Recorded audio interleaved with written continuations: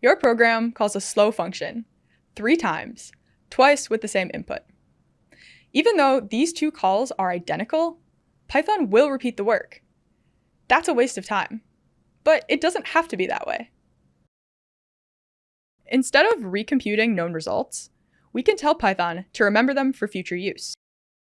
This time-saving trick is called memoization. At its core, memoization is simply a bookkeeping technique. When a memoized function is called with a given input for the first time, Python saves the input as the key in a dictionary. After the function runs and its result is computed, Python saves the output as a value in that same dictionary. Later on, when the function is called again with the same input, Python looks up the result in the dictionary by key and returns it. No other work done. Dictionary lookups are almost instantaneous, which lets Python skip heavy computations. That's memoization at a high level. But how much time does this bookkeeping actually save us? Let's find out by building a memoized function by hand and timing it. To stand in for time-consuming work, let's write a deliberately slow function, slow square. That function returns n squared, but only after sleeping for 2 full seconds. Note that we already imported the time module, so if you're following along, you'll need to do that as well. At this point, a program that calls slow square twice with the same input should take 4 seconds to run. Let's prove it by reading the clock time at the start and the end of the program, and then printing the difference. Running the code, we find that it takes a full 4 seconds since we're computing the very same answer twice. To avoid repeating that work, let's memoize the slow square function. We'll store past results in a dictionary called square cache. The keys of that dictionary will be the arguments of the function calls we've already seen. The values will be the results of those function calls. Our updated slow square function adds 2 steps around the original work. First, before doing any slow work, the memoized function must check whether n is already a key in square cache. If it is, the function returns the saved answer instantly. If it isn't, the function does the slow work, then saves the result in square cache before returning it. Okay, great. Our function is now memoized. To see what that work bought us, let's time the function calls again. Running the code, the entire run of the program now finishes in just 2 seconds, not 4. The first call still pays the full 2-second cost, but the second call comes straight from the cache, virtually free. That's a success.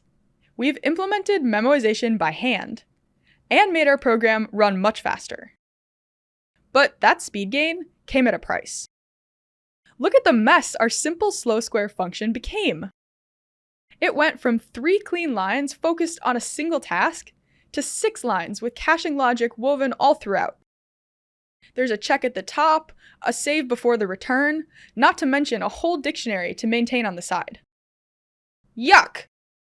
The lines that do the real work, waiting for 2 seconds and squaring the number, are now buried in the middle, easy to miss among all the boilerplate bookkeeping. Our function used to have 1 job, square a number. Now it has 2, square a number and manage the cache.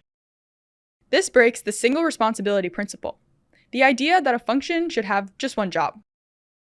And the problem gets even worse if we need to memoize more than 1 function. For example, suppose our program needs a second slow function, one that cubes a number. To memoize it, we'd have to duplicate the same caching logic from our slow square function. Not great. Duplicating code for each function we want to memoize makes our program hard to read and maintain. A better solution would let us add caching to a function without cluttering its body with bookkeeping. The quote-unquote right way to approach a situation like this is to use a decorator. If decorators are new to you, no worries. We have a full video on how they work linked in the description. But for this video, we will be using decorators at a high level, so we won't need a deep understanding of how they work. That's because Python ships with a built-in decorator that does exactly what we need. We just need to learn how to use it. The decorator is called LRU cache, and it's found in the functools module, which is part of Python's standard library. To use it, we simply write @LRU cache on the line directly above slow square. Behind the scenes, the LRU cache decorator wraps our function with the same caching logic we built by hand. This means our manual bookkeeping is now redundant, and we can delete it. Thanks to the decorator, our function is back to its original 3 clean lines. When we run the code, it behaves exactly like our handwritten version. The first call with a new input is slow, but every repeat is instant. And unlike the version we built by hand, this one decorator works on any function, no copying required. For example, slow cube here still has the manual memoization code. So let's clean it up with the same decorator. Awesome! Both our functions are now memoized without explicit bookkeeping that clutters the function. From now on, the decorator does all the caching for us, quietly, out of sight. Most of the time, that's exactly what we want. But every so often, we may want to check whether the cache is actually saving us any work. For example, how many calls did it answer from memory? And how many did it compute from scratch? LRU cache quietly maintains all that information as it runs. Before we see how this works, let's clean up our code by removing the slow cube function and timing logic. Then, to see the full effect of LRU cache, let's call slow square a few more times. Now, we can ask for the cache report by simply calling the method cacheinfo on the memoized function. Running the code, we get the cacheinfo report. In this report, hits is 2, because 2 of the function calls were answered straight from the cache. Misses is 3, because 3 calls had to be computed from scratch. Cur size is 3, because 3 results are now stored in the cache, 1 for 2, 4, and 3. The odd one out is max size. Not a tally of what happened, but a limit on how many results the cache can keep. We'll come back to why that limit matters in a moment. Okay, now we've built our own cache manually, replaced it with a single line, and seen exactly how well it's working. So if memoization makes such a dramatic difference here, why don't we use it on every function? Well, because it isn't free. With every function call, we now pay a small time cost to check the cache. And every answer we store in the cache takes up a little memory. The real question is whether the time we save outweighs these costs.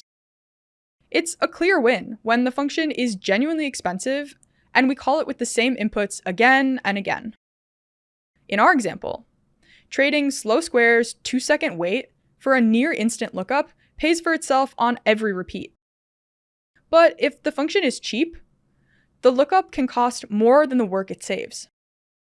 If our function didn't sleep, then the overhead of memoization will probably outweigh any time savings. Or, if the inputs almost never repeat, we pay that overhead on every call, while the cache fills with answers we'll never reuse. So unless the work is slow and inputs repeat, the cache costs more than it saves. Costs aside, there's also a hard safety rule.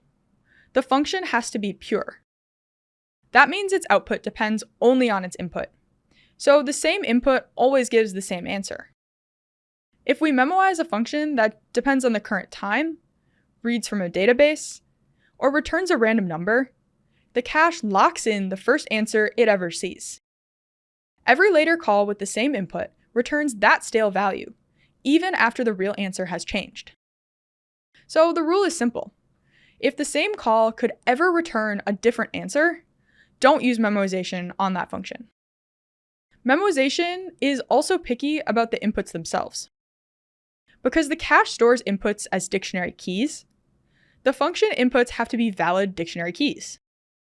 Strings, numbers, tuples, and frozen sets all work as keys. But mutable types like lists, dictionaries, and sets won't work. For example, if we try to memoize a function that takes a list as an input, we get a type error, telling us that a list is unhashable. Instead of caching the result, the program just crashes. But as long as we give it valid inputs, the cache stores a result for everyone. For our 5 slow square calls, that was just 3 entries.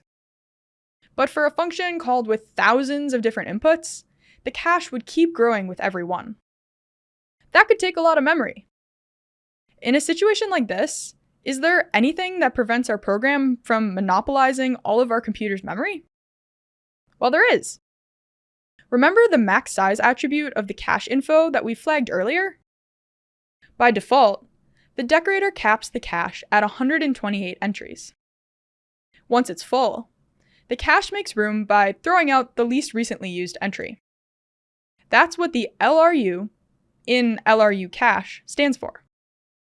If we'd rather not have a limit, we can pass max size equals none to the decorator, or use Python 3.9's cache decorator. Just remember though, if a function sees many different inputs, an unbounded cache can grow to use a lot of memory. So that speed isn't completely free. But on the right function, one line of code does just what we promised at the start. Python finally remembers. If you'd like to practice what you learned in this video, check out the notebook linked in the description. We also have a Fibonacci exercise that shows LRU cache turning a slow recursive function instant. And if you haven't seen them already, our recursion and decorators videos pair perfectly with this one. We're working on lots more Python explainer videos like this one, so be sure to subscribe so that you don't miss out. If you have any questions or topics that you'd like to learn about, let us know in the comments below. We'd love to hear from you. Thanks for watching!